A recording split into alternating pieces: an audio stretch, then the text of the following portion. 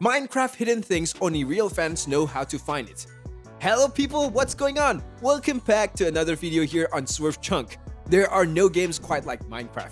Initially released back in May of 2009, Minecraft has swiftly grown into a worldwide phenomenon that still manages to grip fans old and young to this day. The game is made up of random, procedurally generated worlds that players can create and interact with. Every world is made up of blocks, and each block can be changed, harvested, or even destroyed.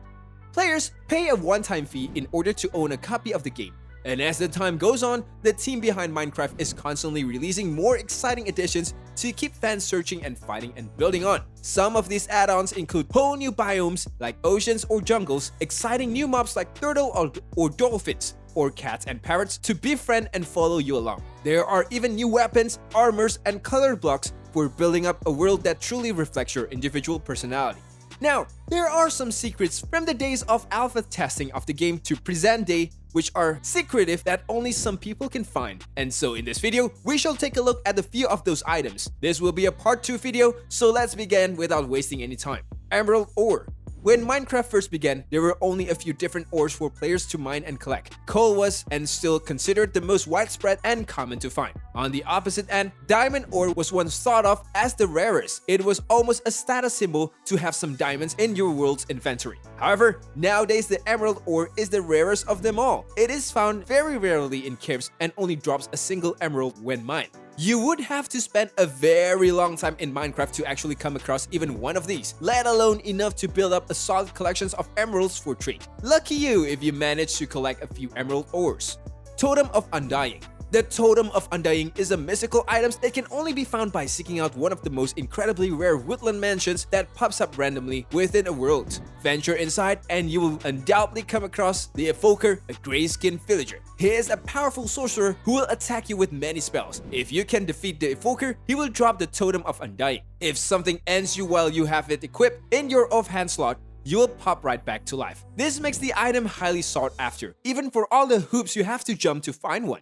Name tags. If you are new to the game or just have started up a world, it's unlikely that your priorities will be geared much towards naming the many items you have accumulated. However, for more experienced players and longer running worlds, it can be fun to give a name to your things. What about calling that diamond sword Destroyer of Worlds and slaying a sheep? You'll get a funny little message in the chat that makes it all worthwhile. The problem is, name tags cannot simply be crafted. If you want one, you'll have to start dungeon crawling. It could be many hours of gameplay before you finally find a chest with those elusive name tags in it. Pink Wool. One of the greatest things about this game is how in-depth you can get with customizations, making buildings and structures of any shape and color. You could make the world's most detailed rainbow if you really want to. Part of that is accomplished by gathering a bunch of different dyed wools. You can get dyes from random items and apply them to wool blocks, or even straight to one of the ships you own. But coming across a wild sheep that naturally has a color like yellow, blue, or especially pink is very rare. Usually, that takes one red and one white sheep coming together to make it happen.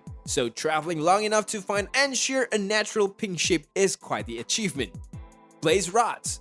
Blaze rods are an item essential for the complicated art of potion brewing. In fact, you can even make a potion stance without one, making them a valuable commodity. However, they are only acquired by destroying a creature called a blaze, and blazes cannot be found in the overworld, which is the main world you spawn in. Instead, you must harvest enough obsidian to build a nether portal and enter that nether world. Once there, if you can bring down a blaze, you can have as many of these rods as you like. Unfortunately, newbies are unlikely to get to this point for a quite while into their game.